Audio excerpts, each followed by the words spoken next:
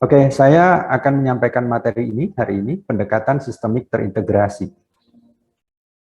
Ya, pendekatan sistemik terintegrasi. Oke, pengantar teknik industri diberikan kepada mahasiswa baru, tujuannya adalah untuk mengenalkan atau memperkenalkan gitu ya. Apa sih teknik industri gitu. Bidang kajian yang nanti akan dipelajari di teknik industri itu apa saja. Itu antara lain tujuan utama di dalam pengantar teknik industri, sehingga saudara kemudian tidak blank begitu ya di dalam mengikuti proses perkuliahan mulai dari saudara masuk di semester 1 sampai nanti saudara lulus dari teknik industri Universitas 11 Maret. Kenapa kemudian mesti diberikan pengantar teknik industri gitu? Saya tidak tahu ya apakah di bidang keilmuan engineering yang lain atau dari prodi yang lain di Fakultas Teknik itu juga ada pengantarnya. Misalnya pengantar teknik mesin, kemudian pengantar teknik sipil dan seterusnya. Ya, salah satu sebab kenapa pengantar teknik industri itu harus diberikan adalah karena teknik industri itu kajiannya adalah sesuatu yang tidak se-tangible program studi yang lain. Kalau program studi yang lain yang ada di bidang engineering, maka begitu kita sebutkan nama prodinya, itu kita sudah bisa punya persepsi fisik atau visual atau sesuatu yang kemudian tangible. Contohnya misalkan teknik sipil ya, kalau saya sebut teknik sipil, maka kita punya persepsi, oh berarti nanti dia punya tugas untuk merancang. Ya, tugas utama engineer kan melakukan perancangan ya, desain. Itu sudah dijelaskan di awal-awal perkuliahan PTI pasti. Merancang apa kalau teknik sipil? Ya, merancang struktur bangunan. Ya, melakukan analisis terhadap kekuatan struktur bangunan. Jadi kalau misalkan ada jembatan yang akan dibangun, maka tugas teknik sipil kemudian merancang. Ya, berapa spesifikasinya seperti apa gitu. Dia mampu jembatan ini spesifikasinya misalkan mampu menahan beban jalan misalkan seberat misalkan katakanlah 30 ton. Maka nanti diterjemahkan oleh civil engineer ke dalam rancangan bangunannya gitu. Ya, misalkan nanti ukuran baja betonnya berapa, kemudian butuh berapa ton atau meter kubik berapa meter kubik campuran betonnya gitu dan seterusnya begitu. Kemudian butuh berapa butuh berapa tiang untuk jembatan itu dan seterusnya. Nah, itu teknik sipil. Teknik yang lain juga sama, teknik mesin. Kalau kita bicara teknik mesin, maka ada sesuatu yang kemudian keluar di kepala kita, yaitu mesin. Mesin itu tangible, bisa kita lihat, bisa kita sentuh, ya, bisa kita dengar suaranya gitu. Mesin baik mesin mobil, motor maupun mesin-mesin produksi, ya mesin bubut, mesin milling, mesin bor dan seterusnya. Mudah punya persepsi visualnya kita. Teknik elektro juga sama. Kalau elektro berarti nanti dia berkaitan dengan listrik. Ya, di sana kemudian kita bisa mempersepsikan ada pembangkitnya gitu ya, ada jaringan listriknya gitu. Kemudian listrik itu masuk ke rumah-rumah, nanti ada peralatan-peralatan elektronik dan seterusnya. Punya persepsi visualnya kita. Teknik kimia juga sama. Teknik kimia itu nanti kita bicara tentang proses. Ya, proses-proses yang membutuhkan proses kimia, reaksi kimia. Ya. Kemudian teknik apalagi arsitektur sama. Nah, begitu disebutkan teknik industri, kita agak mikir gitu. Apa teknik industri objek kajiannya atau bahasa sehari-harinya oprekannya apa sih gitu. Oprekan dari teknik industri. Nah, kalau kemudian kita kembali kepada definisi teknik industri, yang saya yakin saudara juga sudah diberikan definisi teknik industri itu di perkuliahan ini. Teknik industri itu adalah satu disiplin ilmu, kalau dia disebut sebagai satu disiplin ilmu, yang mempunyai tugas sama dengan ilmu engineering yang lain, yaitu merancang. Ya, merancang, menginstalasi, dan melakukan evaluasi. Itu tiga tugas teknik industri, industrial engineers. Merancang, menginstalasi hasil rancangan, kemudian melakukan evaluasi untuk improvement atau perbaikan. Apa yang dirancang, diinstal, dan dievaluasi untuk improvement tadi, disebutkan sistem terintegrasi. Sistem terintegrasi. Apa itu sistem terintegrasi? Kalau kita bicara sistem, maka sistem itu tentu nanti punya elemen, punya komponen. Ya. Apa saja elemen sistem terintegrasi itu? Disebutkan di definisi teknik industri itu, yang pertama adalah manusia. Kemudian mesin, ya, kemudian material, kemudian method, ada yang menambahkan kemudian information. 5 ini yang harus kemudian dikelola oleh seorang industrial engineers, ya, di dalam tadi melakukan perancangan, instalasi, dan juga evaluasi untuk improvement. Ya. Itu tugas dari seorang industrial engineers. Nah, kemudian bekalnya apa saja? Dilanjutkan nanti di definisi industrial engineering itu, bahwa seorang industrial engineers untuk dapat melakukan perancangan, instalasi, dan evaluasi tadi, itu membutuhkan pengetahuan. Pengetahuan apa yang harus dimiliki oleh seorang industrial engineers? Disebutkan pengetahuan matematika. Ya, tidak hanya knowledge ya, tetapi skills juga. Matematika, fisika, jadi semua bidang engineering itu pasti ada matematika dan fisikanya. Ya, teknik mesin itu ada matematika, fisika. Teknik sipil pun ada matematika dan fisika. Oke, matematika, fisika itu nanti kita sebut sebagai basic science. Dan keilmuan lain dari bidang sosial.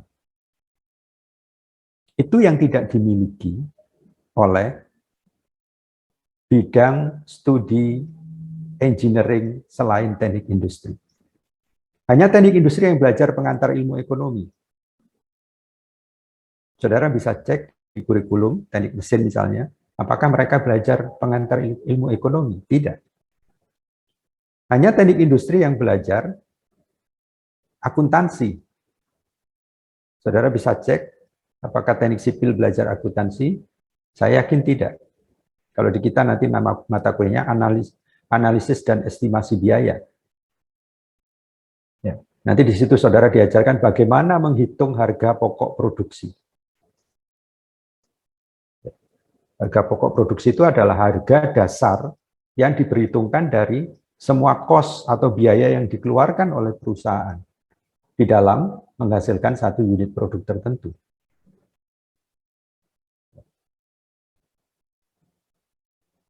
Pengantar ilmu ekonomi, akuntansi. Kemudian ilmu apa lagi? Lingkungan. Nanti saudara belajar juga di semester-semester ke depan. Ilmu lingkungan. Ya, kalau di fakultas teknik, dimanapun saya yakin yang sangat dekat dengan lingkungan itu teknik sipil. Saya yakin juga teknik sipil mempelajari itu ilmu lingkungan. Tetapi itu juga dipelajari oleh teknik industri. Ya. Sehingga, nah kenapa kemudian teknik industri harus belajar banyak mata kuliah di luar mata kuliah engineering? Karena tadi dia punya tanggung jawab atau tugas untuk menyelesaikan masalah itu dengan menggunakan pendekatan sistem. Kalau kita bicara sistem kan berarti harus kaya sudut pandang di dalam melakukan analisisnya. Ya, terutama tadi ya untuk perancangan, instalasi, dan evaluasi untuk perbaikan. Karena itu kita harus atau wajib tahu tentang apa itu pendekatan sistemik terintegrasi. Bagaimana kita tadi memanage mesin, material, kemudian mendapatkan metode yang tepat di dalam melakukan perancangan, instalasi dan evaluasi untuk improvement. Ya. Jadi itu pentingnya kita belajar tentang sistem. Nanti di semester 5, saudara akan belajar pemodelan sistem. Nanti diajarkan bagaimana, apa yang dimaksud dengan sistem, konsep sistem. Kemudian kenapa kita memerlukan pendekatan sistem di dalam menyelesaikan masalah. Masalah itu ada di mana, Pak? Di mana-mana ada masalah, gitu ya. Tetapi yang dimaksudkan masalah di sini adalah masalah yang terjadi di sistem nyata. Sistem nyata itu ada di mana? Di perusahaan. Karena tadi saya sampaikan bahwa industrial engineering itu kajiannya adalah sistem. Ya, maka sebenarnya seorang industrial engineer itu bisa melakukan analisis terhadap any system, sistem apapun. Ya, mobil itu bisa kita anggap sebagai satu sistem. Objek kajian yang paling kecil di dalam industrial engineering itu kita sebut sebagai stasiun kerja atau workstation. Kalau saudara datang ke satu bengkel kecil, kemudian bengkel itu punya satu mesin bubut misalnya, ya, maka satu lingkungan kerja operatornya itu kita sebut sebagai stasiun kerja, di mana di situ ada satu mesin, ada satu operator, ya, dan peralatan-peralatan yang mendukung proses manufaktur. Itu kita sebut sebagai stasiun kerja. Atau kalau saudara punya dapur di rumah ya, misalkan ibu kita misalkan sedang masak gitu. Ya, itu stasiun kerja, itu workstation. Ya. Atau kalau saudara pergi ke restoran ya, di sana ada orang yang chefnya gitu, sedang memasak. Nah itu workstation, stasiun kerja. Persoalan apa yang ada di workstation? Banyak. Ya, misalnya bagaimana kita bisa membuat operator ya itu bisa bekerja dengan aman, dengan nyaman, menyenangkan gitu. Apa yang harus dilakukan misalkan? Bagaimana mendesain ketinggian meja kerja? Ya, saudara pasti ada yang sebagiannya di depan meja sedang mendengarkan kuliah saya ini meletakkan laptopnya di atas meja. Berapa ketinggian meja yang baik, sehingga kemudian saya tidak perlu membungkuk untuk melakukan pekerjaan saya. Misalkan saya sedang mengetik sesuatu gitu dengan laptop saya. Apalagi pekerjaan-pekerjaan kemudian yang membutuhkan tangan kita to grasp ya untuk meraih sesuatu di atas kita, pekerjaan-pekerjaan overhead. Ya. Saudara pasti ada yang pernah naik ini kalau di Jakarta itu Transjakarta ya. Kalau di tempat kita ini ada Batik Solo Trans BST atau naik Pramex yang dari Solo Jogja itu kan ada tempat pegangan tangan di atas gitu. Nah, itu bagaimana menentukan ketinggiannya supaya orang yang terlalu tinggi itu aman, orang yang tingginya lebih pendek, tinggi badannya lebih pendek, itu dia tidak perlu jinjit kakinya ke atas. Nah, itu desain yang merupakan persoalan dari seorang industrial engineers yang harus bisa diselesaikan. Nanti bidang ilmunya itu masuk dalam ergonomi. Misalkan tadi kalau saudara punya dapur ya di rumah, ketinggian meja dapur itu kalau terlalu rendah nggak enak, terlalu tinggi pun nggak nyaman gitu. Ya, sehingga harus pas itu ketinggiannya. Nah nanti diukur dari beberapa segmen tubuh kita. Misalnya, saya sedang duduk di atas kursi ini. Tinggi dudukan kursi itu berapa yang nyaman? Itu ditentukan dari tinggi apa namanya posisi popliteal. Popliteal itu dari di belakang lutut ya, di belakang lutut sampai ke bawah itu ke lantai. Nah itu nanti menjadi dasar di dalam kita menentukan berapa ketinggian kursinya. Nah itu stasiun kerja, workstation. Bagaimana kita menempatkan peralatan di sekitar workstation supaya si operator ini mudah mengambilnya dan juga mengembalikannya lagi kalau misalkan sudah digunakan. Itu persoalan di workstation. Nah, beberapa workstation kemudian membentuk apa yang disebut sebagai sistem produksi. Kalau saudara pernah melihat pabrik ya, pabrik itu tentu dia punya banyak mesin. Ya, katakanlah yang mudah misalkan di sekitar kita ini ada pabrik garment, perusahaan garment. Ya, perusahaan garment itu kan mesin utamanya adalah mesin jahit. Tapi yang dijahit berbeda gitu. Barangkali yang awal dijahit adalah bagian bodi utama dari baju misalnya. Ya. Itu yang dijahit pertama. Kemudian diteruskan ke proses berikutnya. Hasil dari jahitan bodi tadi kemudian di proses yang kedua ditambahkan dengan lengan kiri kanan misalnya.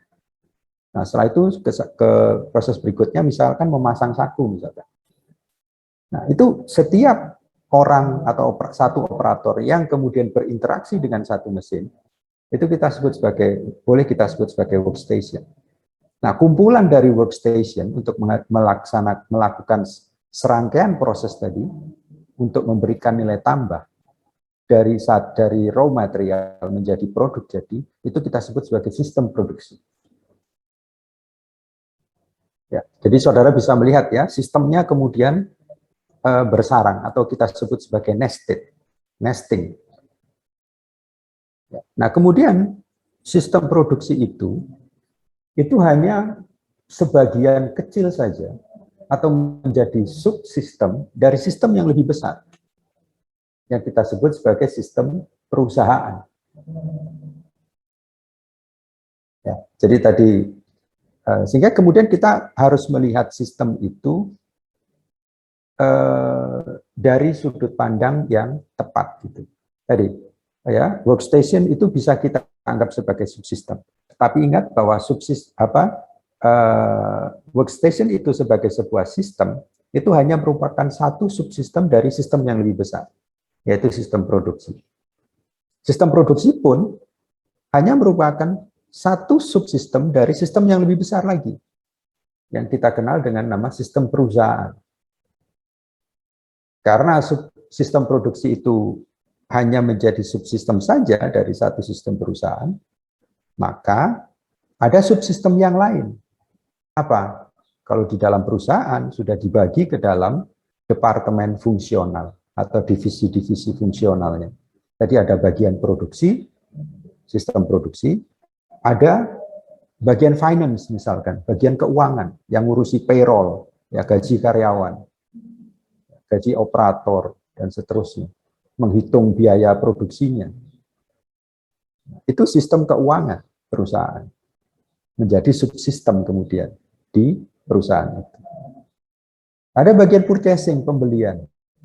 Ya, yang merencanakan pembelian, yang memilih pemasok. Ya, yang mengalokasikan pembelian material ke setiap pemasok. Itu persoalan-persoalan di dalam purchasing. Itu menjadi satu subsistem. Sistem purchasing menjadi satu subsistem dari sistem perusahaan. Oke. Kemudian marketing. Bagaimana melakukan kampanye penjualan? Ya, kapan harus memberikan diskon? Ya. Bagaimana menarik customer? Itu marketing. Satu subsistem dari sistem besar yang disebut sebagai perusahaan. Dan sistem yang ada di perusahaan ini secara keseluruhan juga hanya menjadi satu subsistem dari sistem yang lebih besar yang kita kenal dengan nama sistem rantai pasok atau supply chain kita sebutnya. Kalau kita bicara supply chain, maka paling tidak harus ada satu pemanufaktur dan satu pemasok. Itu tentu persoalannya jauh lebih kompleks.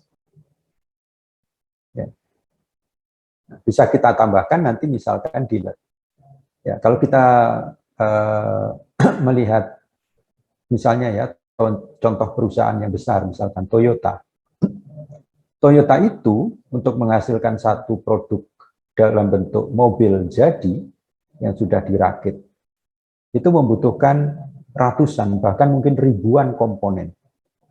Dan tidak mungkin kemudian Toyota memproduksi sendiri komponen-komponen itu.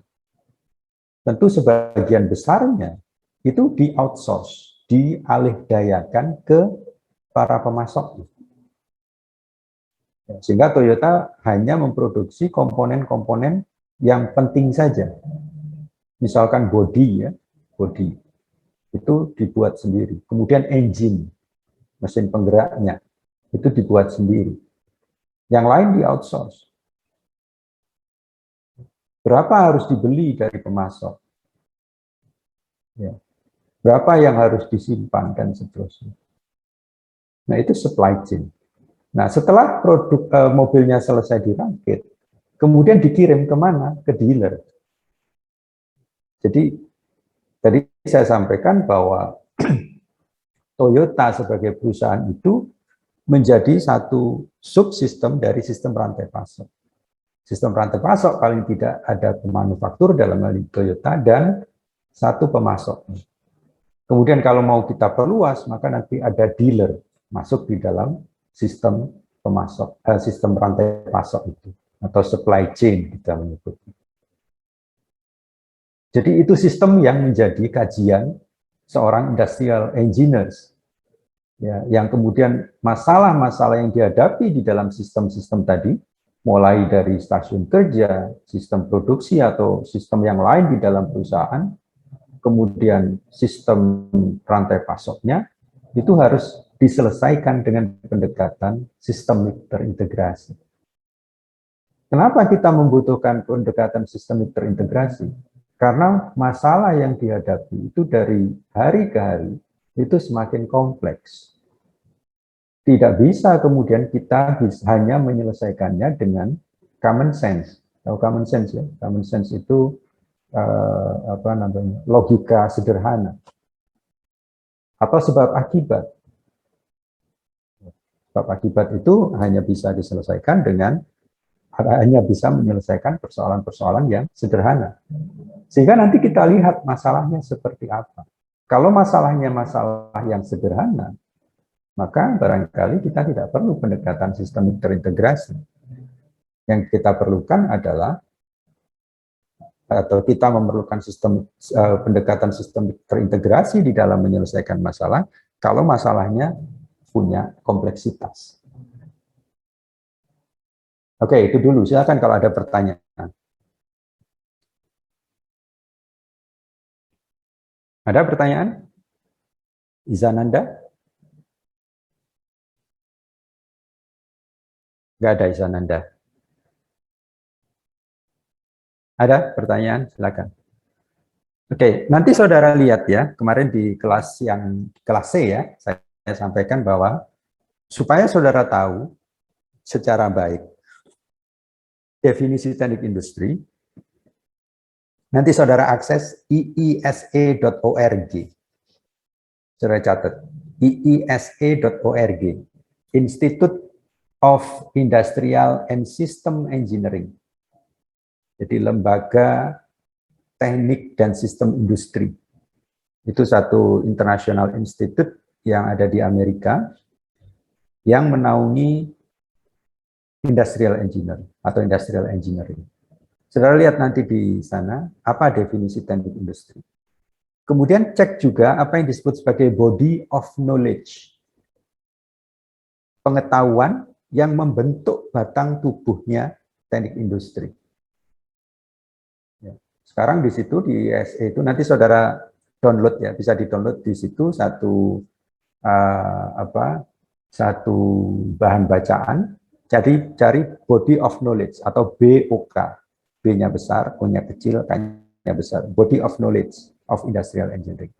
Di situ nanti ditemukan 13 body of knowledge. Itu untuk identifikasi. Seperti kalau misalkan saudara melihat gajah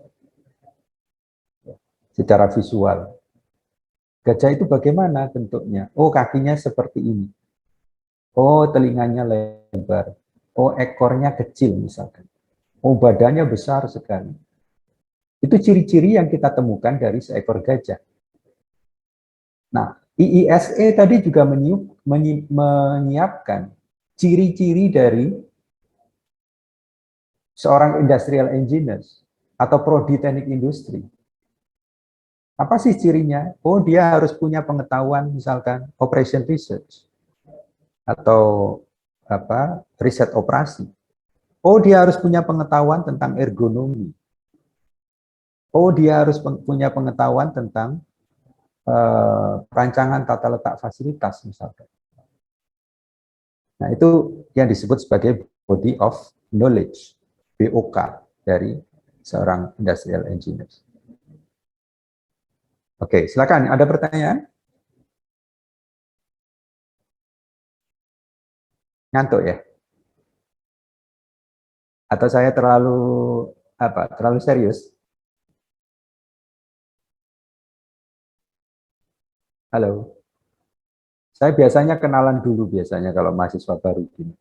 Biasanya kalau ketemu di kelas saya tanya namanya siapa, kemudian asalnya dari mana, kemudian kenapa masuk teknik industri, kenapa teknik industrinya di UNS misalnya. Itu banyak sekali jawaban yang beragam gitu. Ya. Ada yang dari luar Jawa dari sini di sini? Siapa yang dari luar Jawa? Dari Sumatera ada? Dari Kalimantan? Sulawesi? Dari Jawa semua, masa sih? Yang dari Jakarta, Banten, Jawa Barat? Pak, saya dari Sumatera. Siapa dari Sumatera ini? Paris Wahyudi. Paris Wahyudi, dari mana Mas? Asal sekolahnya Jambi, Provinsi Oh, Jambi. Jambi. Iya. Oke, kenapa ke sini Mas? Ke Jawa, ke UNS terutama? Sebenarnya tujuan awalnya nggak di UNS, Pak. Mana? ITB, ITS, UGM? UI, tapi nggak UI. lolos. Oke, Ya. ini pilihan kedua berarti ya? Nggak juga, Pak. Pilihan Oh, kedua masih UI, jadi waktu mandiri dapat di sini. oke. Masih mau coba lagi tahun depan? Ini udah tahun kedua, Pak. Jadi Oh, nggak lagi. sudah tahun kedua, oke. Ada juga tuh kakak kelas angkatan 20, saya tanya. Teknik industri, pilihan kedua Pak, katanya. Pilihan pertamanya apa? Kedokteran. Jadi, saya tanya, tahun depan mau coba lagi kedokteran? Iya Pak, gitu. Akhirnya, tahun berikutnya dia lulus di kedokteran, dia tinggalkan teknik industrinya. Ya, itu pilihan ya, pilihan yang saudara miliki gitu. Nah, sekarang memang kedokteran itu menjadi satu program studi yang sangat menjadi dambaan gitu ya, hampir setiap mahasiswa ya dari MIPA, dari kelas IPA ya yang di SMA-nya. Itu bahkan yang saya cerita barusan itu fakultas kedokterannya padahal swasta gitu. Dia merelakan teknik industri yang di PTN untuk masuk ke kedokteran. Tapi itu kan kita bicara passion, kita bicara cita-cita ya, keinginan dan seterusnya gitu. Jambi ya Mas, dulu ada saya punya bimbingan dari Jambi juga di angkatan 2006. Yang terakhir-terakhir dari Lampung ada, dari Sumatera Utara juga banyak, dari daerah Medan dan sekitarnya. Oke, ini posisi di Jambi atau di Solo Mas? Ya, sekarang di Depok. Oh, kok di Depok? Kuliah ke UI juga? Saya bimbel di sini. Jadi belum ada pulang ke Jambi dari bimbel sampai sekarang. Oh Sini Depok. gitu. Kok nggak ke Solo saja? Nggak ada rumah di Solo, Pak. Dari Oh, sini kalau ada. di Depok ada rumah. Ya, Oh, orang tua asli dari mana? Jakarta. enggak, asli dari Sumatera Barat. Oh, apa marganya, keluarganya? Tanjung. Oh, Tanjung. Di sini ada kakak kelas Caniago. Itu bapak saya Caniago. Caniago. Oke, ikut garis ibu ya kalau Sumatera Barat Ya, ya. Oke. Oke. Kapan ke Solo rencana? kalau udah fix offline semua sih, Pak. Oh, gitu. Oke. Siapa namamu tadi? Wahyu, Pak, Wahyu. Faris Wahyu Wahyu Dius. Tanjung. Wahyu. Faiz Wahyu Tanjung gitu. Enggak dimasukin ke nama Loh, kenapa? keluarga. Enggak tahu orang tua, Pak. Oke. Oke. Oke. Ya, siapa lagi yang dari Sumatera? Terima kasih. Panggilnya Faiz atau Wahyu? Wahyu, Pak. Wahyu, oke. Siapa lagi yang dari luar Jawa? Dari Sumatera, Kalimantan, Papua, boleh, Maluku, Sulawesi. Tadi yang bersuara tadi dari mana? Atau luar Jawa Tengah deh? Jawa Timur, Jawa Barat, Jakarta, Banten. Masa nggak ada? Masa Jawa Ya, semua? Jawa saya Tengah Pak, semua? Siapa? Mufti Pak. Mufti, dari mana Mufti? Asal Jakarta Pak. Jakarta. Jakarta mana? Jakarta Pusat. Oh, orang tua asli I- sana? Orang tua asli Magetan, cuman ke Jakarta Pak. Oke. Ya. Kenapa ke sini? Ke Solo, kok nggak ke Jakarta aja? UI atau Eh, mana? Kurang pede Pak. Dia sebenarnya Oh, pengen UI, cuman kurang pede oh jadinya. kurang pede ya. Iya, Jadi lebih pede di UNS ya. PNS betul Pak. Oke, oke. Ini pilihan pertama atau kedua, Mas? Pilihan pertama Pak. Oh, pilihan pertama. Oke. Siapa namamu tadi? Mufti. Mufti. Mufti. Ini posisi di Jakarta.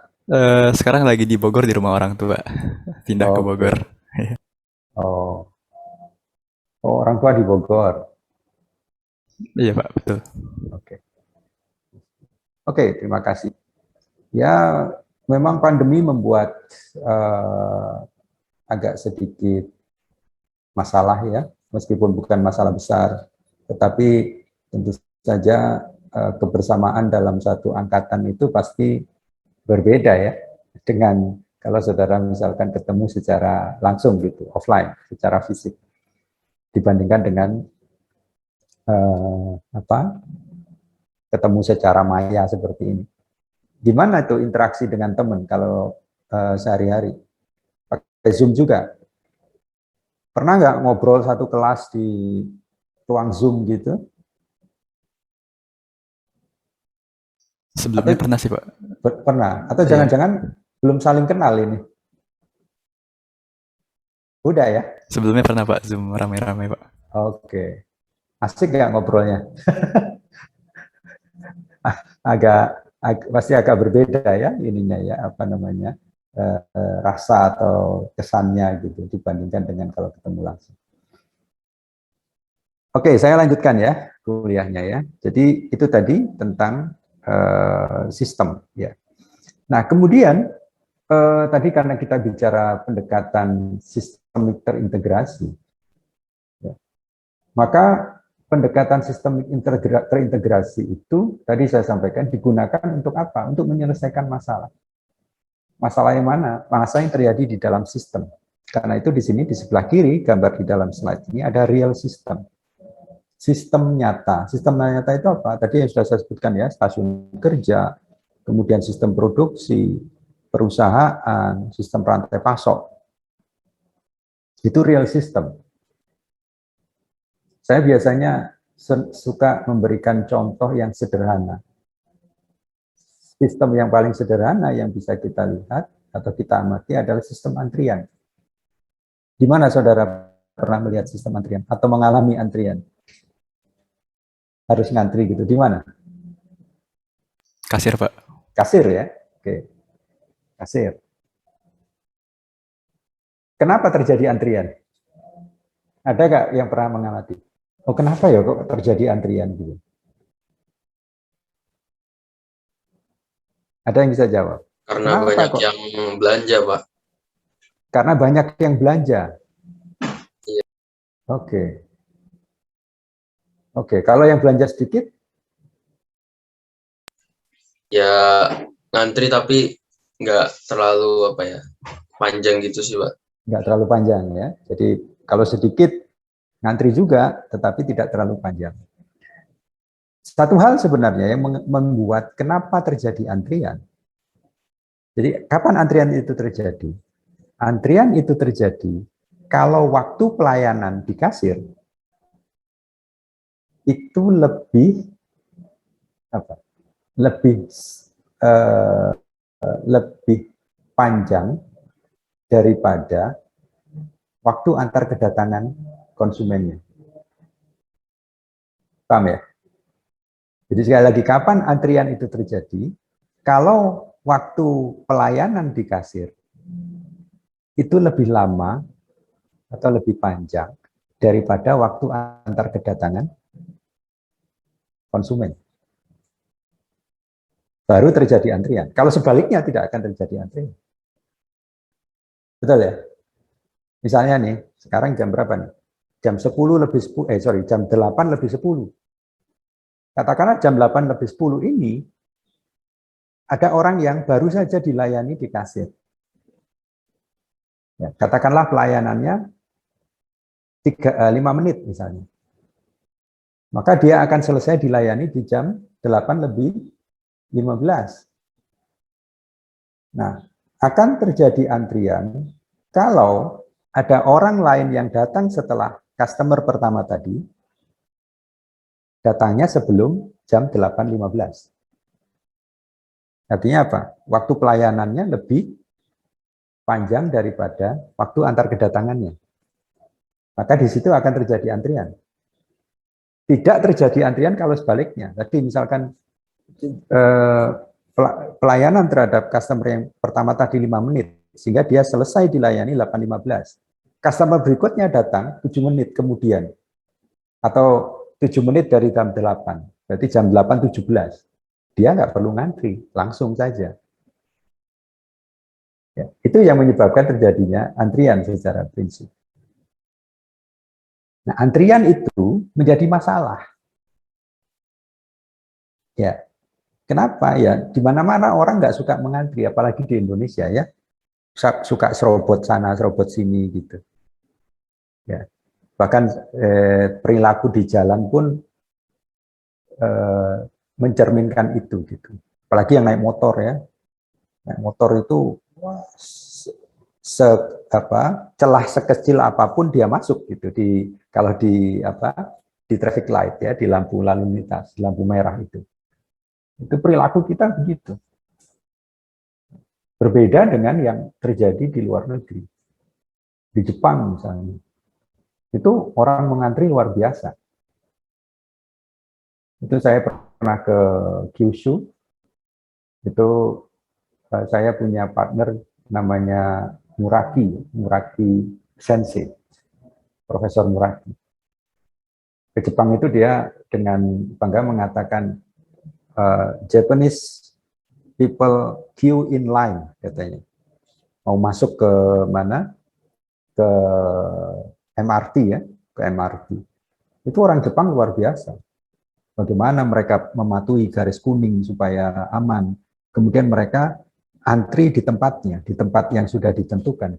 Kalau kita kan enggak. Ya. Mengantri seenaknya sendiri, bahkan kalau bisa nyerobot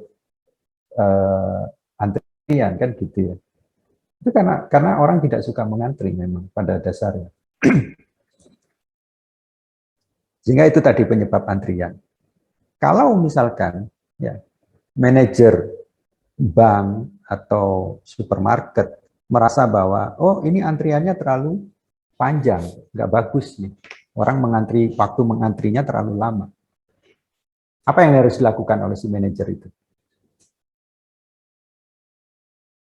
Apa Mas, Mbak? Mungkin ini Pak, memperbanyak mesin kasirnya mungkin Pak.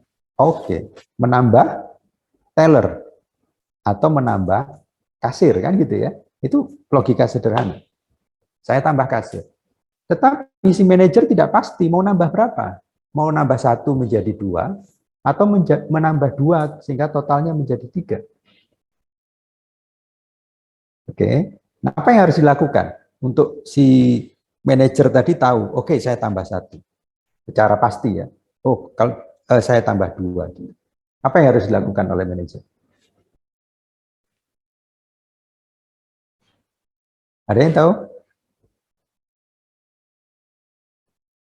Riset, Pak. Oke, riset. Bagaimana melakukan risetnya? Mungkin dihitung setiap berapa menit eh, konsumen datang gitu, Pak. Oke, itu satu ya. Ya. Kita melakukan pengamatan ke dalam sistem antrian tadi. Orang pertama datangnya jam berapa? Kemudian orang kedua datang jam berapa? Orang ketiga dan seterusnya sampai nanti yang terakhir di hari itu. Maka kita dapatkan yang disebut sebagai waktu antar kedatangan.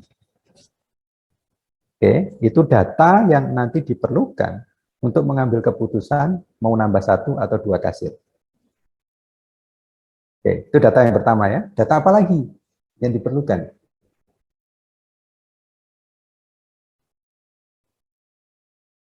Siapa yang tahu? Halo? Masih data waktu. Waktu apa? Waktu pelayanan, Pak. Waktu pelayanan. Ya. Ini mufti ya. Waktu pelayanan. Ya. Si customer pertama tadi dilayani di kasir berapa lama? Kita catat waktunya. 5 menit. Kemudian customer kedua berapa menit ya? 3 menit. Begitu seterusnya sampai customer yang terakhir. Ya. Katakanlah kita punya dalam satu hari itu 1000 customer misalnya. Maka kita punya data nanti, 1000 data. Waktu pelayanan dan waktu antar kedatangan customer. Nah, data itu diapain kemudian? Digunakan untuk apa?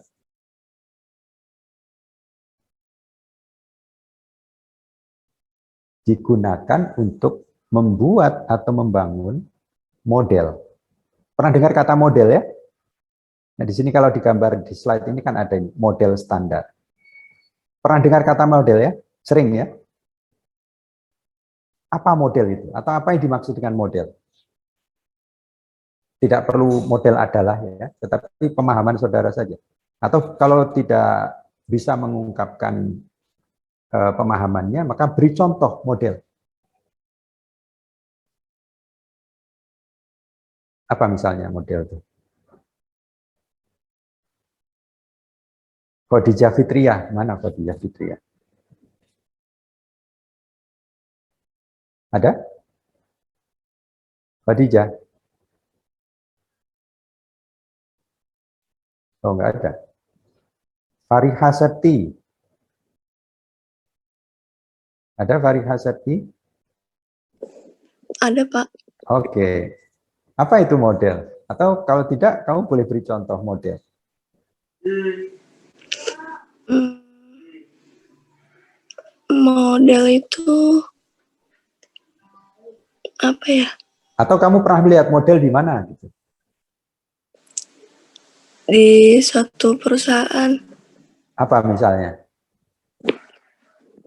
Model sepatu, Pak.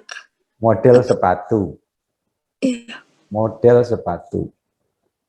Bentuknya apa model sepatu itu? Bentuknya kayak sepatu. Kayak sepatu ya? Oke. Model apa lagi misalnya? Model itu apa ya? Model. Ya. Model Model sepatu itu sepatu benar bukan? sepatu bener, Pak. Sepatu benar ya? Kalau sepatu benar, bukan model namanya. Sepatu benar ya sepatu benar, bukan model. Ya, Pernah Pak. lihat maket?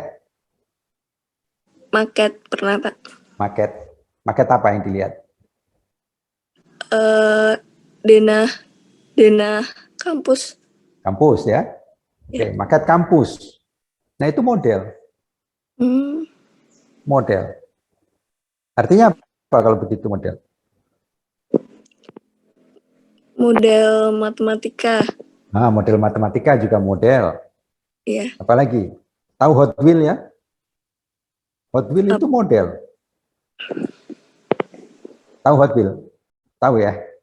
Mobil miniatur kecil itu. Itu model. Market rumah yang dijual oleh developer, itu model. Sehingga kemudian kalau orang mau beli rumah, itu cukup oleh developernya ditunjukkan. Begini Bu, model rumahnya. Nanti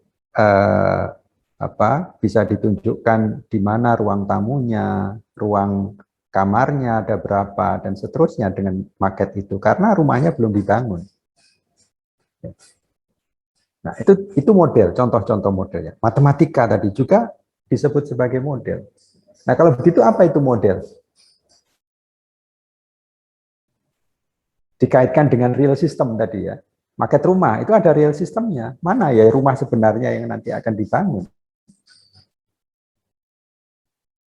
Apa kalau begitu model? Di sini kan ada di dua sisi yang berbeda ya. Di sebelah kiri ada real system, di sebelah kanan ada model. Grace Barus, mana Grace Barus? Grace. Iya, Pak. Kalau diberikan contoh seperti tadi, kata teman matematika itu model. Ada model matematika ya. Kemudian saya tadi memberikan contoh market. Ya. Model sepatu. Kalau begitu apa model itu? Model tuh kayak representasi dari suatu objek, Pak, atau Oke. Jadi model itu adalah representasi yang mewakili satu objek tertentu. Ya. Itu model, tiruan dari sistem asli atau sistem nyatanya. Nah, begitupun dengan contoh antrian tadi, setelah kita dapatkan waktu rata-rata antar kedatangan dan waktu rata-rata pelayanan, kemudian kita modelkan. Ya, kita modelkan. Bisa nggak Pak tidak dimodelkan? Ya bisa. Bagaimana caranya? Ya, misalkan, karena tadi satu customer posisi awalnya ya, existingnya. Kemudian katakanlah tadi si manajer sudah tahu nih, saya harus nambah kasir. Nambahnya berapa? 1 atau 2. Maka di keesokan harinya misalnya, itu ditambah 1 kasir, dicoba di sistem nyatanya. Kemudian dicatat tuh, berapa panjang antriannya, berapa waktu rata-rata customer menunggu. Katakanlah itu di running dalam 1 minggu. Nah, kemudian diukur waktunya, kemudian diolah datanya. Nah, seminggu itu untuk menambah satu teller atau kasir. Nah, di minggu kedua dia tambah 1 teller lagi, sehingga jumlahnya 3. Nah, nanti dia running juga tuh, dia coba dalam 1 minggu bagaimana panjang antriannya, rata-rata waktu tunggunya. Nah, setelah itu kemudian dibandingkan ya, waktu tunggu dan rata-rata panjang antriannya antara 1 teller dengan 2 teller, itu mana yang lebih baik. Ya. Nah, itu kalau kita melakukannya langsung di sistem nyata. Kalau kita menggunakan model, maka nanti kita modelkan. Yang model itu menirukan sistem antrian. Nanti saudara akan dapat tuh mata kuliah simulasi simulasi komputer. Nanti kita buat modelnya di komputer. Ya. Kita tirukan tuh. Customer pertama datangnya kapan, customer kedua kapan, customer pertama dilayaninya berapa menit, dan seterusnya. Menggunakan data yang sudah dikumpulkan tadi. Dibangkitkan waktu antar kedatangan dan waktu pelayanan oleh komputer. Menirukan secara persis sistem antrian yang sedang dianalisis. Nah, dengan cara seperti itu, maka waktu proses risetnya atau pengambilan keputusannya jauh lebih cepat. Kalau tadi misalkan di real system itu butuh 1 minggu, ya katakanlah tadi rata-rata dalam 1 hari 5 1000 customer misalnya ya, sehingga kalau seminggu ada 2000-an customer lebih, maka dengan 2000 customer itu kalau kita running di model barangkali hanya butuh waktu kurang dari 30 menit. Sehingga dengan membangun model, maka kita bisa melakukan pengambilan keputusan secara lebih efisien, baik dari sisi waktu maupun biaya. Ya, itu model. Paham ya? Atau sudah punya persepsi ya tentang model ya? Nah, misal pernah main game nggak? Pernah main game? Ya, game itu juga merupakan simulasi, itu model simulasi.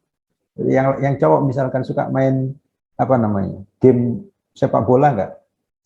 Saya nggak bisa main game sepak bola itu. Nah, itu juga simulasi. Atau yang cewek misalkan suka, kadang ada game yang game tentang restoran gitu ya. Ya, ada customer datang, dilayani. Nah, itu antrian sebenarnya. Itu simulasi itu. Nanti di akhir saudara dapat berapa keuntungannya, kan gitu. Itu sama dengan simulasi antrian yang saya sebutkan tadi. Kalau game-game restoran itu antrian sebenarnya, sistem antrian yang ditirukan. Kapan customer pertama datang, dia pesan apa gitu ya. Si chefnya menyiapkan masakannya, kemudian disajikan gitu ya. Kemudian customer yang kedua datang, customer ketiga. Semakin lama kemudian jarak waktu antar kedatangannya semakin kecil gitu. Sehingga kemudian si chefnya itu kerepotan melayani kan gitu. Itu sistem antrian sebenarnya. Oke, mudah-mudahan punya gambaran tentang apa itu model dan tadi model simulasi untuk menyelesaikan masalah antrian. Nah, masalah lain yang dihadapi oleh perusahaan misalnya, katakanlah kemarin di kelas C saya memberikan contoh pabrik roti. Pabrik roti ya, kalau kita ke Indomaret itu ada Sari Roti, ya, kalau di Jawa Tengah ini ada Saron, Borobudur, macam-macam. Kalau ke toko roti di Solo sekitarnya ada roti kecil, ya ada Holland Bakery. Kalau Holland Bakery di hampir semua kota ada ya. Nah, itu bagaimana mereka mengambil keputusan, oh pada hari ini saya, si perusahaan itu membuat sekian ratus roti manis misalkan, sekian ratus roti semir, sekian puluh roti tawar misalnya. Itu bagaimana mengambil keputusannya? Salah satunya menggunakan model. Menggunakan model. Modelnya adalah model matematik. Ya. Misalkan ditetapkan nanti fungsi tujuannya. Tujuannya apa sih? Misalnya maksimasi keuntungan. Maka nanti dirumuskan bagaimana ya persamaan yang menyatakan keuntungan perusahaan. Gimana tuh pernyataan rumus atau persamaan matematika untuk menghitung keuntungan? Ada yang tahu? Sederhana ya. Apa dikali apa? Bagaimana saya menghitung keuntungan?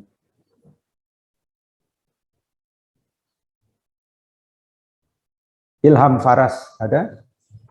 Ilham Faras Budiama. Ya. Gimana kamu menghitung keuntungan itu? Keuntungan mungkin laba bersih dikurangi modal, Pak. Keuntungan itu sama dengan laba. Oh enggak, apa ya? Keuntungan dikurangi modal, Pak. Keuntungan kok keuntungan dikurangi? Gimana? Keuntungan, ya saya tulis ya di sini ya, profit itu sama dengan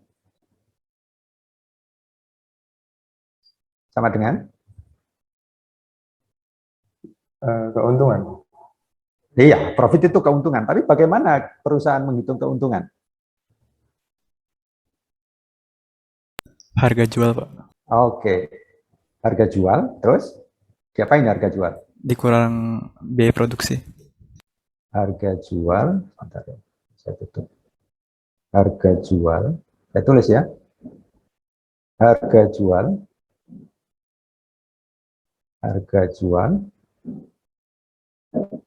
terus Dikurang biaya produksi.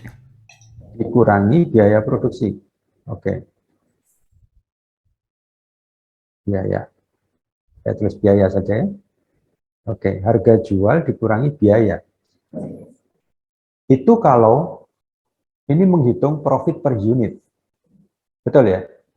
Ya, Ini betul, nanti Pak. dapatnya profit per unit. Per satu item produk yang terjual. Ya.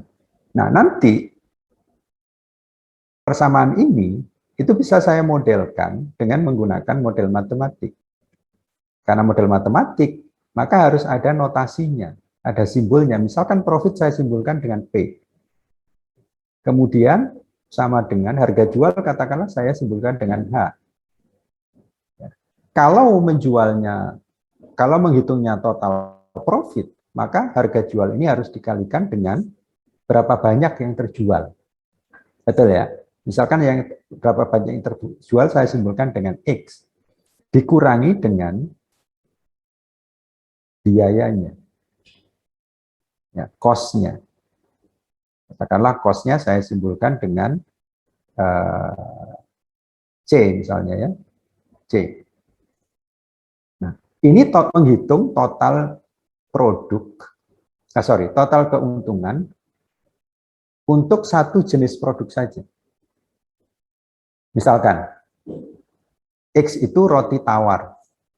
Maka ini keuntungan yang diperoleh dari menjual sekian banyak roti tawar dalam satu hari. Nah, kalau produknya lebih dari satu, misalkan ada roti tawar, ada roti semir, ada cake chiffon, dan seterusnya ya. Nah, maka kita perlu indeks namanya. Ini saya kenalkan ya. Ada yang disebut sebagai indeks. Nanti ini saudara dapatkan di kuliah Operation Research, OR, atau dalam bahasa Indonesia riset operasi ya, OR. Nanti ketemu dengan Prof. Susi Susmartini dan Bu Dr. Retno Wulandamayanti yang ngajar ini. Perlu indeks kemudian kalau produknya lebih dari satu. Di mana indeksnya di sini? Saya misalkan berikan simbol I, indeksnya. Ya. Nah, H itu apa? H itu adalah harga produk ke I. Kalau ada 3 produk, ya nanti ada H1, H2, dan H3. Di mana H1, 2, 3 ini adalah harga produk ke-1. Misalkan produk ke-1-nya roti tawar. Produk keduanya ini misalkan roti semir. Misalkan. H3 ini adalah harga roti manis misalnya. Kemudian XI itu adalah berapa yang dijual atau yang dibuat ya, berapa yang dibuat dalam satu hari. Ya, misalkan X1 ya berapa yang harus dibuat untuk roti yang harganya H1 tadi dan seterusnya. C ini adalah berapa biaya yang dikeluarkan. Oke. Nah, ini kita sebut sebagai fungsi tujuan atau objective function. Ini modelnya, kita bicara model operation research. Nah, kemudian tentu nanti ada constraint. Ya, ada constraint. Apa itu constraint? Constraint itu pembatas. Pembatas itu adalah segala sesuatu yang menghalangi sistem, real system tadi perusahaan roti, untuk menghasilkan keuntungan tertingginya. Apa saja constraint? Constraint itu kendala ya, pembatas. Misalnya, berapa jumlah tepung yang dimiliki dalam satu hari? Persediaan tepungnya. Berapa banyak telur yang dimiliki? Ada keterbatasan jumlah oven misalnya. Jumlah operator untuk membuat rotinya. Gitu. Nah, itu nanti kita nyatakan dalam bentuk persamaan matematika juga. Nanti kita buat modelnya, kita pakai software, nanti ketemu ada Lingo, ada Crystal Ball, Excel Solver juga ada.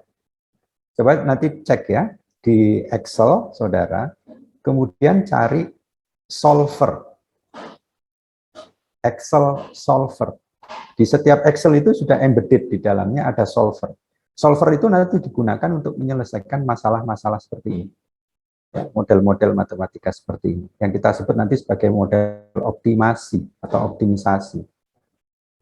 Nah, dari sini nanti kita dapat, oh ternyata dengan menyelesaikan persamaan ini nanti dapat, oh roti tawarnya dibuat sekian, oh roti manisnya sekian, roti semirnya sekian, dan seterusnya.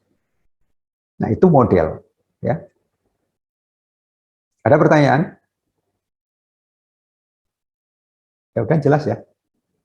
Kalau tidak ada respon begini, bingung saya. Atau masih malu-malu karena baru masuk. Oke, saya share screen ke slide-nya tadi, saya lanjutkan.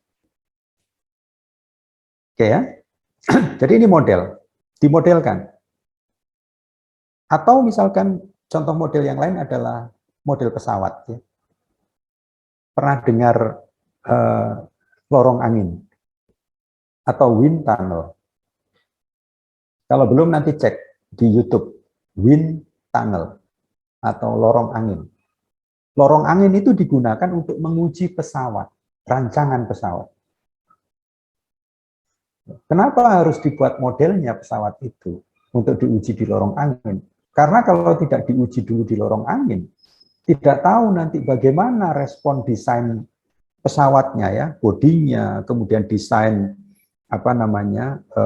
sayapnya, kemiringannya berapa derajat, kemudian desain ekornya terhadap apa yang terjadi di atas. Di langit gitu ya. Di langit itu ada turbulensi. Ada angin yang sangat kencang gitu. Nah, bagaimana respon pesawat ini? Ya tadi bodinya, fuselage itu disebutnya ya. Kemudian sayapnya terhadap turbulensi, terhadap kecepatan angin misalkan ada 100 km per jam angin. Bagaimana responnya? Kalau tidak dibuat modelnya dulu, kemudian kita terbangkan, baru kita cek dengan memasang sensor di bodinya ya, misalkan langsung kita terbangkan, kita lihat nanti gimana responnya gitu lewat sensor-sensor itu. Tentu berbahaya. Karena itu harus dibuat modelnya dulu dalam ukuran yang lebih kecil, masuk ke lorong angin, kemudian disimulasikan. Kalau terjadi turbulensi, ya, bagaimana respon bodinya? Ya, kalau terjadi angin yang menerpa dari depan, dari belakang, dari kiri kanan gitu. Bagaimana respon pesawat, rancangan pesawat itu? Sehingga kemudian si desainernya bisa melakukan improvement. Nah, setelah semuanya oke, baru kemudian dibuat pesawatnya, kemudian diterbangkan. Itu juga model. Dan tujuan dari membuat model tadi adalah mendapatkan solusi. Solusi tadi ya, kalau antrian nambah 1 atau 2 kasir. Kalau pabrik roti tadi solusinya adalah berapa banyak roti yang harus dibuat, setiap jenis roti yang harus dibuat. Kalau contoh pesawat tadi, mana yang harus dilakukan perbaikan terhadap desain pesawatnya. Solusi itu nanti digunakan untuk menyelesaikan masalah yang terjadi di real system tadi. Jadi itu pendekatan sistemik terintegrasi. Metodenya salah satunya adalah operation research. MS di sini maksudnya adalah management science, ya saudara catat. MS yang dimaksud di sini adalah management science. Di mana management science itu tidak lain, ada yang menyatakan bahwa atau berpendapat bahwa management science itu sebenarnya operation research. Nanti saudara cari ya, anak sekarang pasti canggih lah. Cari nanti operation research itu apa sih? Bagaimana sejarahnya? Kapan pertama kali dia ditemukan? Kenapa disebut sebagai operation research? Nanti cek di Wikipedia. Mudah. Itu tidak lain sama dengan management science. Nah, ini sebenarnya sama dengan apa yang sudah kita bahas, yang sudah saya ceritakan secara panjang lebar sejak awal tadi ya, dan juga slide yang tadi, tetapi ini lebih lebih terstruktur gitu. Mulai dari problem itu apakah bisa diselesaikan dengan common sense? Tadi saya sampaikan, tidak semua masalah itu harus diselesaikan dengan pendekatan sistemik terintegrasi atau diselesaikan dengan operation research atau management science. Lihat dulu masalahnya. Kalau masalahnya sederhana, ya, maka kita bisa menggunakan common sense. Ya. Nih, kalau bisa diselesaikan dengan common sense, ya pakai, gunakan, ya, untuk mendapatkan solusi dengan common sense. Nah, kalau tidak, maka cek kemudian ada model standarnya enggak? Antrian itu ada model standarnya. Sehingga persoalan antrian itu selalu bisa diselesaikan dengan model antrian yang standar. Ya, persoalan pabrik roti tadi misalnya, nanti itu dikenal dengan nama product mix problem.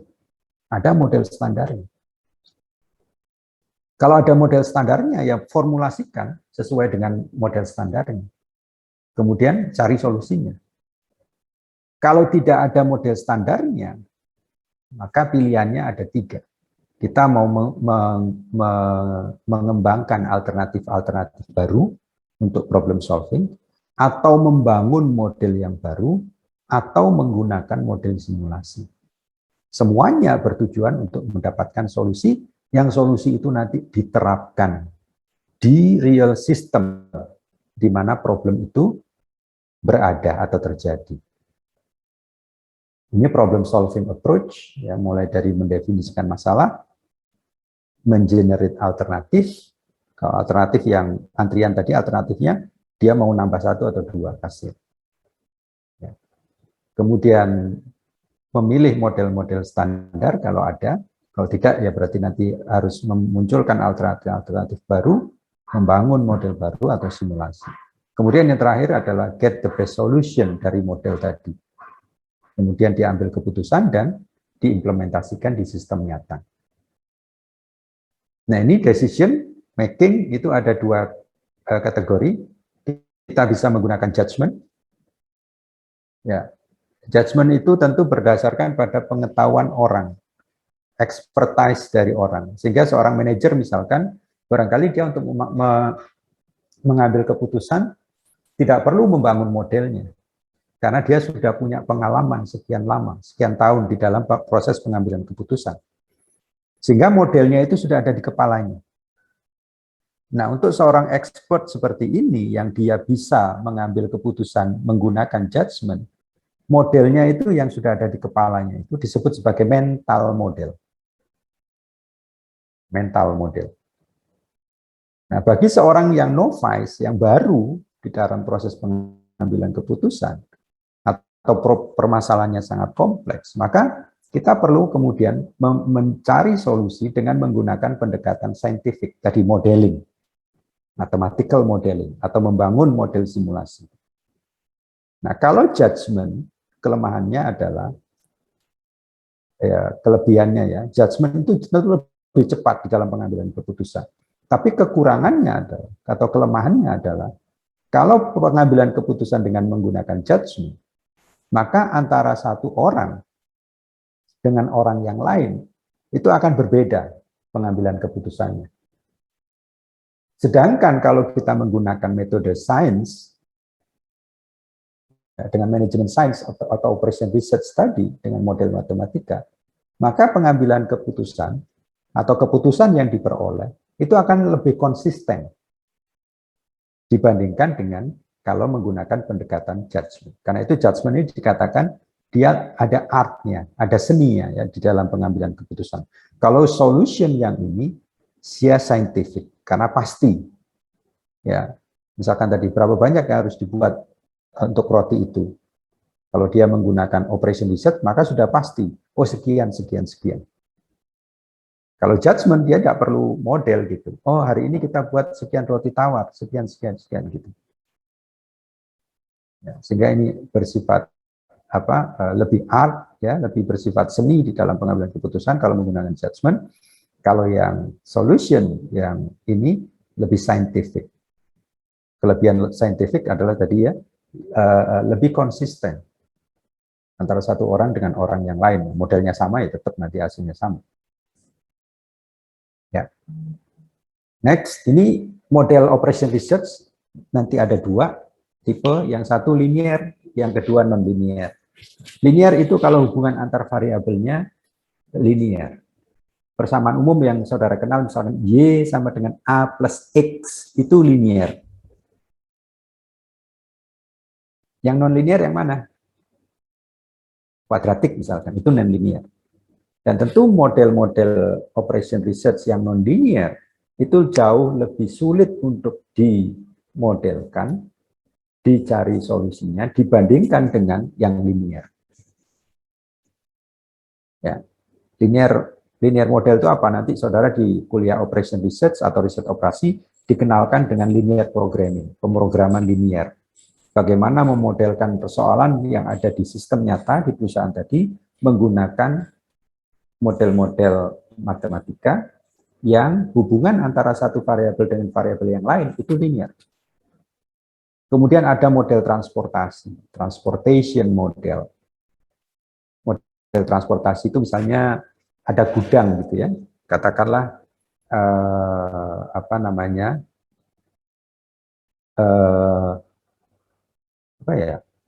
katakanlah semen Gresik ya, semen Gresik itu punya beberapa gudang di Solo misalnya, katakanlah punya 3 gudang. Nah kemudian dia harus mengirimkan ya ke Solo dan sekitarnya. Tentu kalau gudang punya kapasitas, ya toko yang akan dikirim itu nanti punya permintaan. Ya, nah bagaimana? Mana yang harus dikirim? Apakah misalkan yang di kebutuhan di salah satu toko di Boyolali itu harus dikirim dari gudang yang pertama, yang kedua, atau yang ketiga? Nah, nanti ada pertimbangan biaya, biaya pengiriman, dan seterusnya. Itu persoalan transportasi, yang nanti juga akan dipelajari di riset operasi. Kemudian transshipment. Kemudian persoalan-persoalan jaringan, dan seterusnya. Oke, nah yang non-linear programming itu nanti kita ketemu dengan queuing theory. Tadi ya, teori antrian, model antrian yang sudah saya sampaikan tadi. Kemudian model persediaan. Persoalan di persediaan itu hanya ada 2.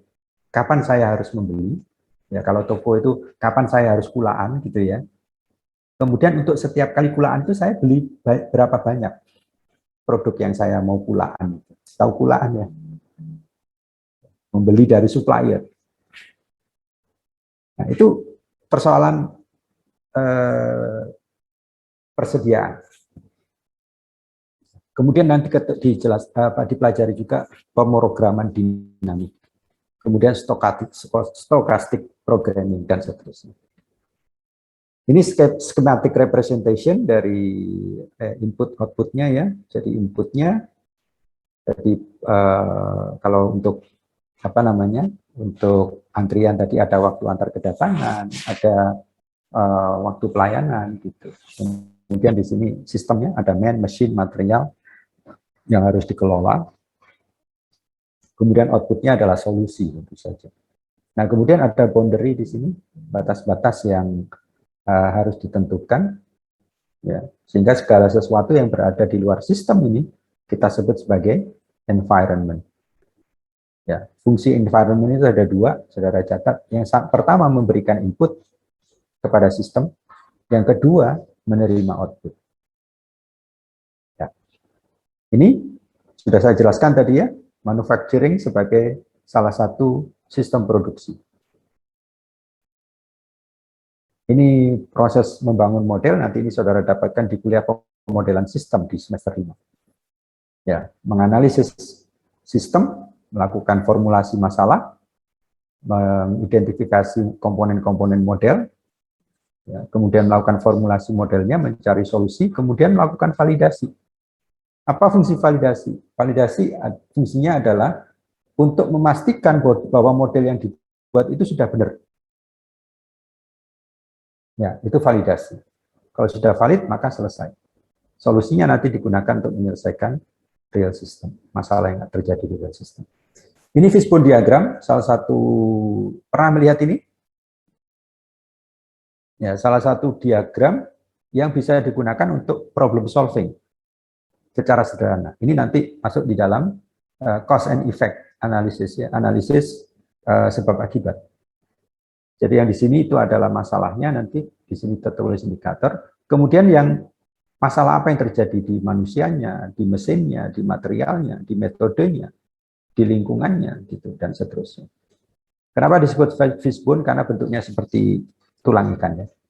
Penemunya adalah Ishikawa. Karena itu fishbone diagram disebut juga Ishikawa, diagram Ishikawa atau Ishikawa diagram. Karena itu I-nya harus besar kalau nulis, karena itu nama orang. Ishikawa. Kemudian nanti saudara temukan juga Gantt chart. Pernah dengar ya? Gantt chart. G-A-N-T-T. Itu G-nya nanti kalau menulis juga besar, karena itu nama penemunya. Gantt chart. Ya. Ini formulasi model tadi sudah saya jelaskan ya, ada objective function, ya, kemudian ada constraint untuk menyelesaikan masalah. Oke, itu yang bisa kita pelajari. Silakan kalau ada pertanyaan atau komentar. Ada pertanyaan? Silakan. Izin bertanya, Pak. Silakan, Mas. Raffi mau, Raffi ya? betul, Pak. Yuk, silakan. Tadi kan kalau apa ya, simulasi sistem tuh kayak yang tadi kata Bapak tuh lorong atau terowong pesawat ya, Pak ya? Lorong angin. Oh, lorong angin ya. Kalau kayak pemodelan simulasi gitu udah pasti apa ya, sesuai perhitungan atau kadang-kadang ada apa ya, kayak bisa kurang akurat gitu sampai terjadi tragedi misalkan yang di Oke. luar perhitungan gitu. Iya. Atau Oke. gimana, Pak? Oke, tentu hasil rancangan itu punya batas-batas kerjanya ya. Punya batas-batas kerjanya. Katakanlah kapal laut ya. Kapal laut itu kan dia pasti dirancang untuk kondisi-kondisi tertentu yang sudah dipertimbangkan atau diperhitungkan. Misalnya bahwa ya kapal laut itu kan ada yang kecil, ada yang besar ya. Tentu kapal laut yang besar itu bisa menahan ombak ya jauh lebih kuat dibandingkan dengan kapal laut yang kecil kan gitu logikanya ya. Nah, sehingga misalkan kalau kita mau ke, nanti saudara cek ya, saya sering melihat tayangan-tayangan National Geographic gitu, ke mana, ke arah ke kutub utara itu ombaknya luar biasa gitu, sehingga dia butuh kapal laut yang khusus untuk ke sana, yang punya misalkan pemecah ombak atau pemecah es gitu ya, karena di beberapa bagian lautnya itu kemudian ada esnya gitu, yang kalau ini tidak bisa gitu, kalau kapal laut biasa.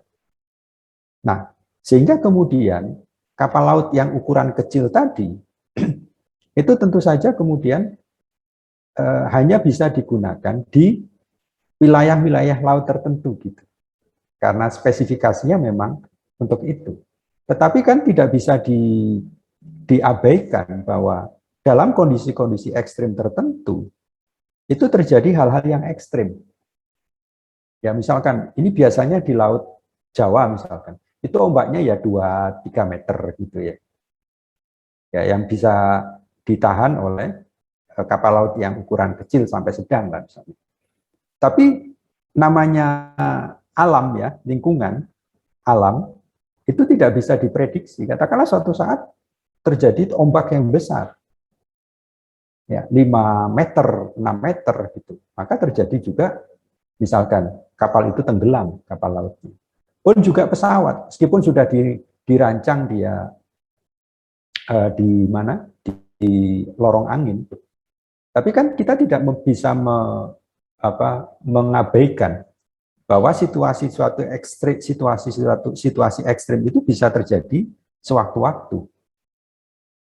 Ya, sehingga barangkali turbulensinya luar biasa di atas sana, meskipun itu sudah bisa diprediksi ya.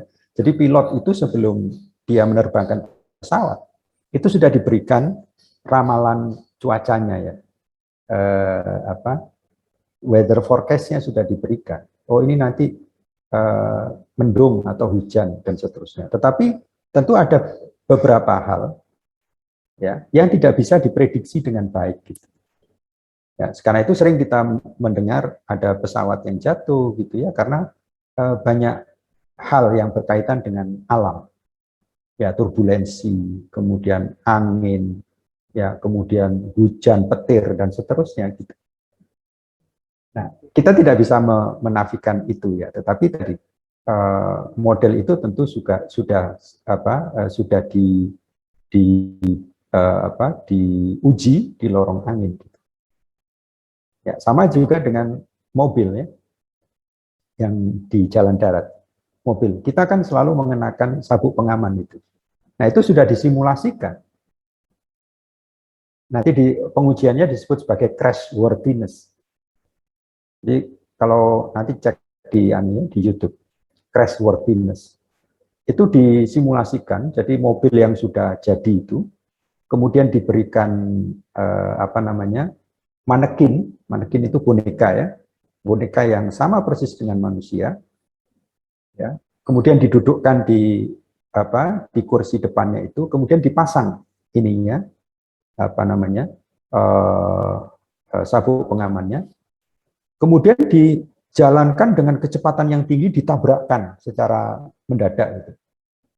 Begitu tertabrak, dar gitu, nah nanti dianalisis. Ya, dianalisis. Misalkan dengan kondisi kekuatan seat belt yang sekian besar, kemudian safety bag-nya, ya.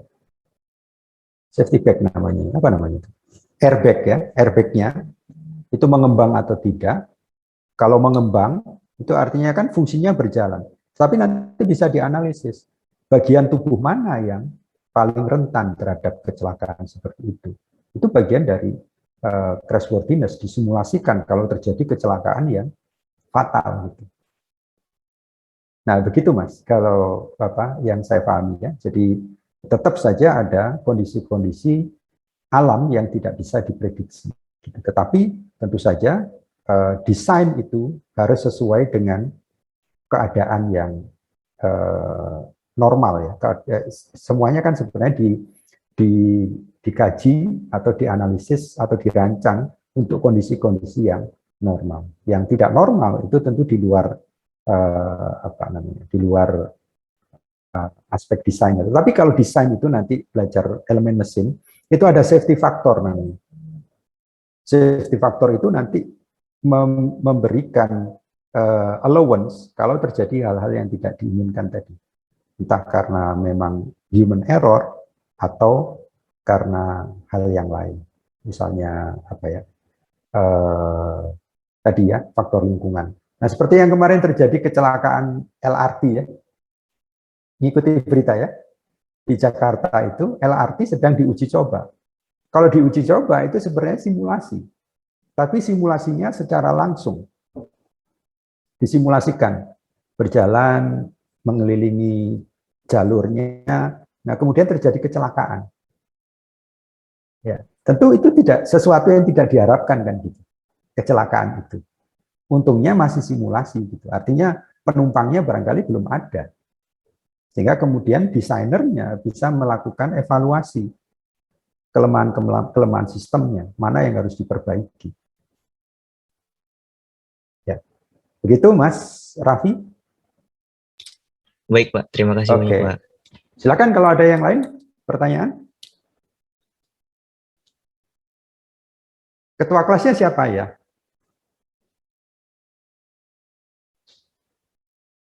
Belum ada ketua kelas? Halo. Siapa ketua saya Mas Raffi? Ketua kelas? Miki bukan ya? Siapa?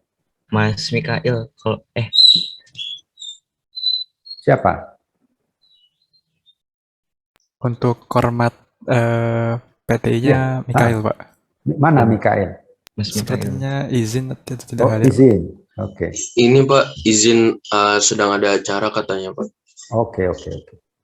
Oke, setelah ini saya buatkan presensinya ya. Saya belum buat presensi, nanti saya buka jam 9 presensinya. Silakan presensi, dan saya tidak melayani kalau misalkan terjadi saudara abai atau lupa gitu ya. Saya tidak melayani karena ya yang penting saya sudah membuatkan presensinya. Nanti saya buka jam 9. Setelah ini saya buatkan jam 9 saudara segera masuk ke OJW untuk presensi. Oke, itu saja kuliah kita pada pagi hari ini. Mohon maaf apabila ada yang kurang berkenan. Terima kasih perhatiannya. Selamat pagi, selamat melanjutkan aktivitas, tetap semangat. Saya tutup. Wassalamualaikum warahmatullahi wabarakatuh. Kita ketemu insya Allah minggu depan. Waalaikumsalam Waalaikumsalam. Terima kasih banyak, Pak. Terima kasih, Pak. Terima kasih banyak, Pak. Udah.